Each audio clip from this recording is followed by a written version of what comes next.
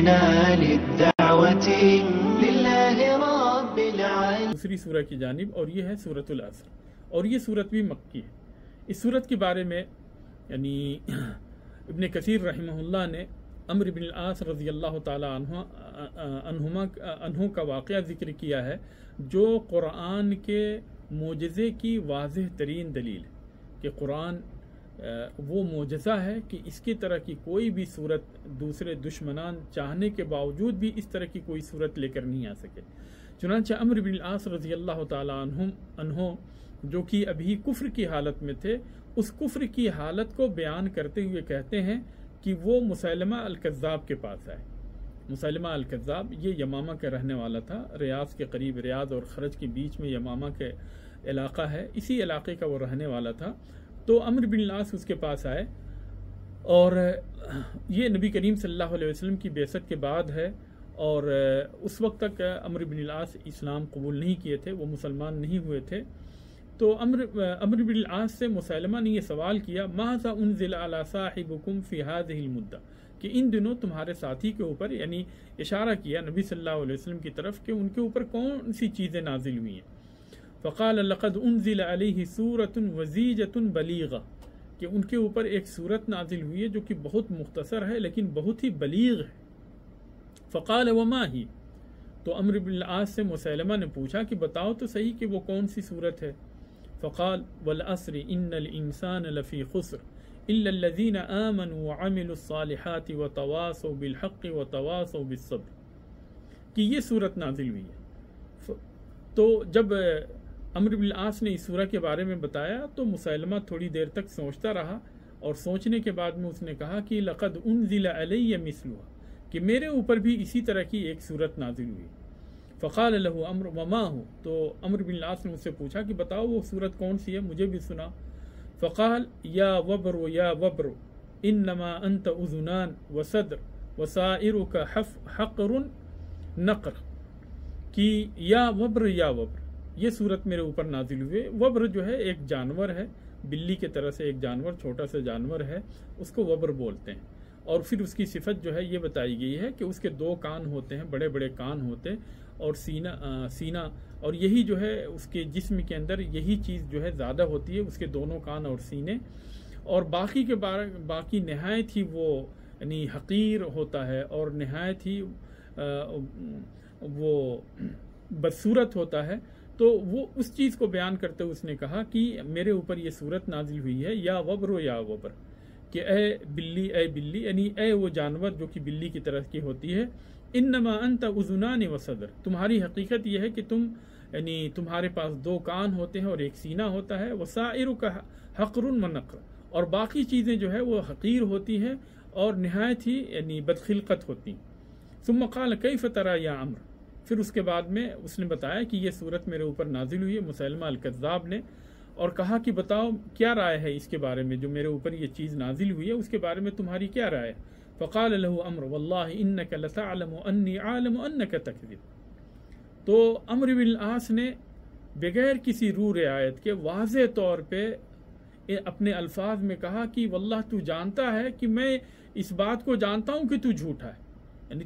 تم جو یہ بات لے کر آئے ہو، تمہارا یہ کلام اللہ تبارک و تعالیٰ کے کلام کے مقابلے میں کسی بھی یعنی اس کی یعنی ذرہ برابر بھی یہ برابری نہیں کر سکتا تمہارا یہ کلام، اور نہایت ہی حقیر کلام ہے، نہایت ہی گھٹیا کلام ہے.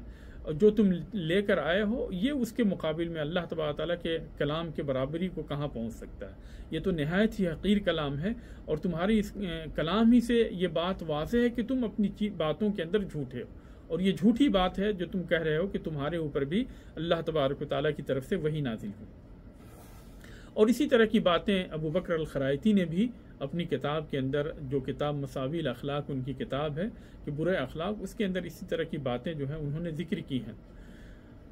ابن کثیر رحمہ اللہ اس وبر کی یعنی تفسیر کرتے ہوئے، اس کی وضاحت کرتے ہوئے کہتے ہیں کہ دویبۃ تشبہ الحر، کہ یہ ایک چھوٹا سا جانور ہے جو کہ بلی کے قریب ہوتا ہے، یعنی بلی کے مشابہ ہوتا ہے، لیکن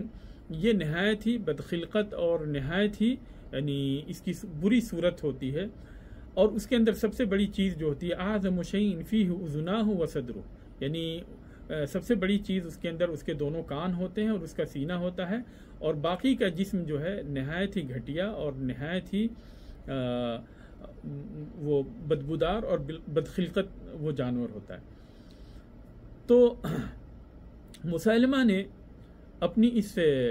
ہذیان کے ذریعے سے، اپنی اس بدگوئی کے ذریعے سے وہ قرآن کا مقابلہ کرنا چاہا، لیکن عمرو بن العاص باوجود اس کے کہ وہ اس وقت اسلام قبول نہیں کیے تھے اور کفر کی حالت میں تھے اور بتوں کی عبادت کیا کرتے تھے، پھر بھی انہوں نے یعنی اس کی بات کو قبول نہیں کیا، اس کے اوپر اعتراض کہا اور کہا کہ تو جانتا ہے کہ تیری یہ بات جھوٹی ہے اور تو جھوٹا ہے۔ طبرانی نے عبداللہ ابن حفص ابھی مدینہ سے روایت کی ہے، قال كان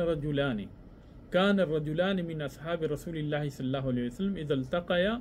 کہ نبی کریم صلی اللہ علیہ وسلم کے ساتھیوں میں سے دو ساتھی جب آپس میں ملتے، لم يفترقا الا ان يقرأ احدهما على الاخر سورة العصر الى آخری، تو وہ لوگ اس وقت تک ایک دوسرے سے جدا نہیں ہوتے جب تک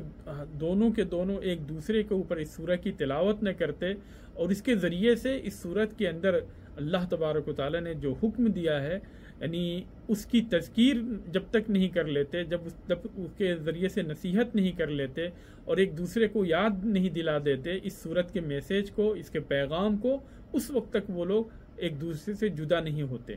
ثم یسلم احدهم الاخر، پھر وہ ایک دوسرے کو سلام کرتے اور پھر واپس جاتے، یعنی پہلے اس سورت کے ذریعے سے ایک دوسرے کو جو ہے یاد دلاتے اور اس کو نصیحت کرتے، پھر اس کے بعد میں سلام کر کے بچھڑ جاتے۔ امام شافعی رحمہ اللہ نے اس سورہ کی فضیلت کے اندر کہا کہ لو تدبر الناس هذه السورہ لوسعتهم، کہ اگر لوگ اس سورہ کے اوپر غور و فکر کرتے تو یہ سورت ہی کافی ہوتی، یعنی یہ سورت ہی ان کی زندگی کو سنوارنے کے لیے کافی ہے اگر صرف انسان اس سورہ کے اوپر غور و فکر کرے۔ بسم اللہ الرحمن الرحیم، اللہ کے نام سے شروع کرتا ہوں جو بڑا مہربان نہایت رحم کرنے والا ہے۔ والعصر، زمانے کی قسم، ان الانسان لفی خسر، یقیناً انسان گھاٹے کے اندر ہے، الا الذین آمنوا وعملوا الصالحات، سوائے ان کے جو ایمان لائے اور نیک اعمال کیے، وتواصوا بالحق وتواصوا بالصبر، اور حق کی وصیت کی اور حق کے اوپر صبر کیا۔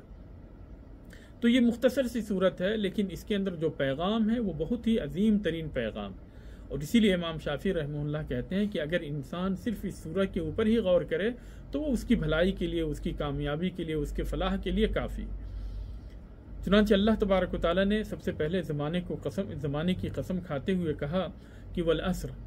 زمانے کی قسم، یعنی یہ وہ وقت ہے، وہ زمانہ ہے جس زمانے کی اللہ تبارک و تعالیٰ نے قسم کھائی ہے، جس کے اندر انسان حرکت کرتا ہے، چلتا پھرتا ہے اور اس کے اندر نیکی اور برائی کے کام کرتا ہے، تو اس کی قسم کھاتے ہوئے اللہ تبارک و تعالیٰ نے کہا والعصر، زمانے کی قسم۔